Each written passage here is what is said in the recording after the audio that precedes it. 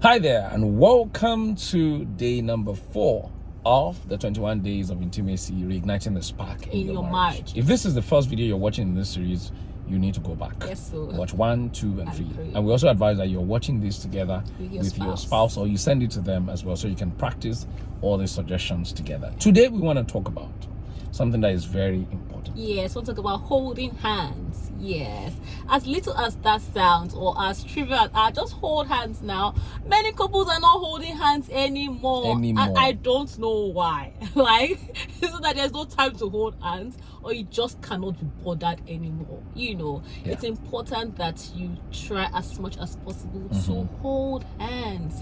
Holding hands has ways of fostering connection, physical connection, massively, between you and your spouse.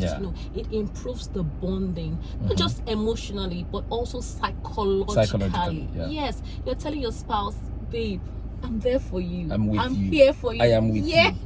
Even to the end of the world.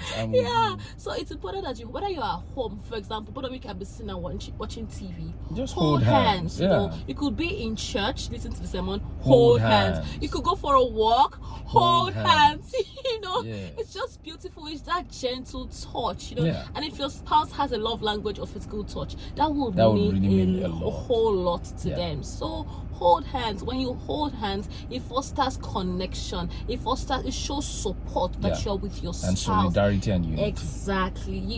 It helps to release all sorts of wonderful hormones also that help the bonding. And before you know it, so if one thing can lead to another, when you're holding and it's okay for one thing to lead to another. Hallelujah. Yes. So today I just want to encourage you to hold hands. Some people might say I'm not a PDA person. I don't really like holding hands. But please don't let the devil deceive you in all of those things. You can learn it. Absolutely. Right? Nobody is necessarily a PDA person like that. Learn it. Be intentional. And we're talking about marriage here, something that we want to last for ages and forever. It's worth learning because it has no negative effect. No. No side effect. No. It is just positive. Unless your spouse is advanced to be touched, I'm not sure we have. Or touch intolerant. As long as you're not touch intolerant, you should absolutely do all you can to imbibe this in your home, and just be intentional in these 21 days and beyond that you find opportunities to hold hands. You find opportunities to touch each other. You find opportunities, like maybe you're together in the kitchen, you're holding hands. You're taking a walk, like my wife said, you're holding hands. You're going on the stairs together into your room or somewhere, you hold hands. You're driving in the car. We do that many of the time. Sometimes I can still roll the steering with my right hand, and we're holding hands. It's amazing. So beautiful. It's just amazing. It just shows that you're there for each other. So we want to encourage you on this day 4 that you should hold hands more. We believe very strongly that it will reignite the spark in your home and will foster your intimacy. Yes, and if you want to be, take it a notch higher, add distance with length the previous days.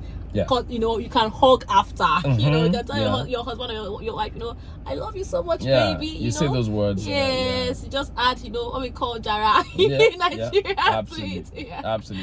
So these 21 days, our goal is that your spark is off the charts in your marriage, no matter what it is that may have been happening before. That's why we started with that number 1 earlier on, to let go of all of those things so you can truly imbibe all these other things that we're going to be sharing as ideas. So we're rooting for you, we believe in you, and we know that the spark is back. Yes.